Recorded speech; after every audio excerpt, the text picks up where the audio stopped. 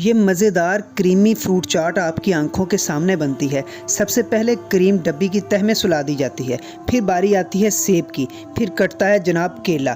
केला कटने के बाद मिसाले का छिड़काव होता है। उसके बाद बारी आती है चटनियों की। आलू बुखारे की चटनी डाली जाती है और फिर क्रीम से इसको बापर्दा कर दिया जाता है ताकि किसी की नज़र ना लगे। इसे जेली की टॉपिंग से इसको मज़ीद यम्मी बनाया जाता है। फिर बारी आती है मुरब्बों की। सब्ज़, पीले, सुर्ख, हर तरह से हाथ पीले किए जाते हैं।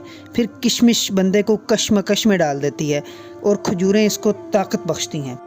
अनार, बादाम, पिस्ते देखकर तो मुंह में पानी ही आ जाता है। जी, तो अब बारी आती है खाने की और उसका तो क्या ही मज़ा है। आप खाएंगे?